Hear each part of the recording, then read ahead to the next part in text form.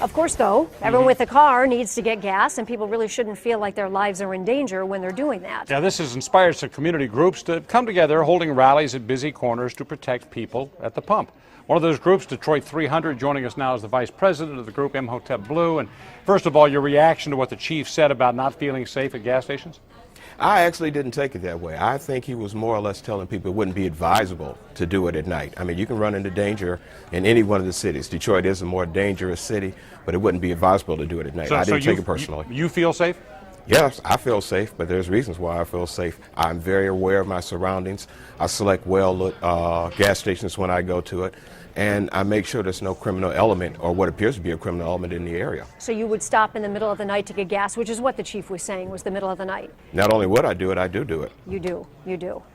Talk about what your group does to help other people feel safe. It sounds like you've got a checklist, you go through them all. What does your group do to help others have that feeling of safety? When we do the Operation Safe Gas Fill Up, what we do is try not only to cater just to the people that are driving, we try to command our area of operation. That would be 2 or 3 blocks in any direction. There's also a lot of pedestrian traffic that also has to shop there. Some people who use these gas stations as grocery stores. So what we try to do is provide a safe environment and show some stability and security in the area. Now, you have to admit, though, Mr. Blue, that in the recent days, this has been going on for years, obviously, but in recent days we've heard more and more of these cases of carjackings at the gas stations and robberies. It's not just perception. There's some reality to this. Yes, there is reality to it, and as the weather gets warmer, we find more opportunities that are taking advantage of people during those opportune hours. When we're not aware of our surroundings and paying attention to our surroundings, that gives them the opportunity to do what they need to do. This happens every single year around this time, but we do need to be more careful about what we do and how we do it. Okay, we're talking about what we need to do, but is there perhaps somebody who ought to be watching what these people who mean to do us harm should be doing to keep them out of our lives?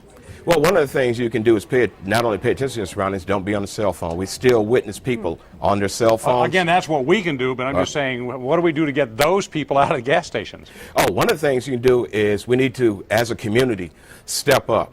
These gas stations and businesses that are operating in our communities, our block clubs, the people, the residents in that community, need to establish some sort of ground rules as to what's going to be tolerated in the community. This is our village, and this is how it's going to work. A lot of the infractions that are happening with these gas stations are, in fact, by the actual business owners.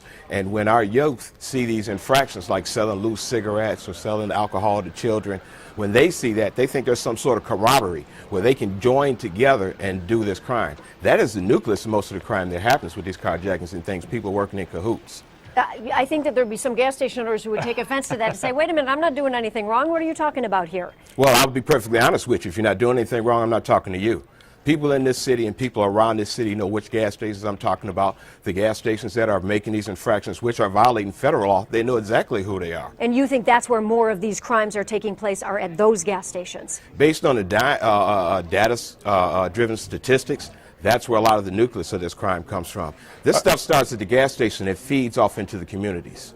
Okay, we had talked to Nasser Beydoun the other day, owns a gas station. He says the city needs to change its loitering policy. He says that may make a big difference. Well, yeah, the city can change the ordinance policy, but you have to actually, for an ordinance violation, you have to call and actually tell people that you have a problem, tell people you have loitering. Now, it's not always a high priority crime, but again, you ask what can we do as a community? Mm-hmm. The community has to get involved. I mean, the chief and the police department have all these resources out here.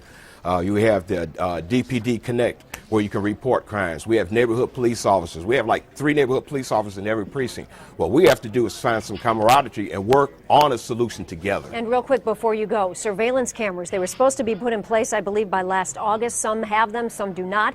Do they make a difference? They do make a tremendous difference to have surveillance cameras, but not only surveillance cameras. We have to have surveillance cameras where we can actually see the image.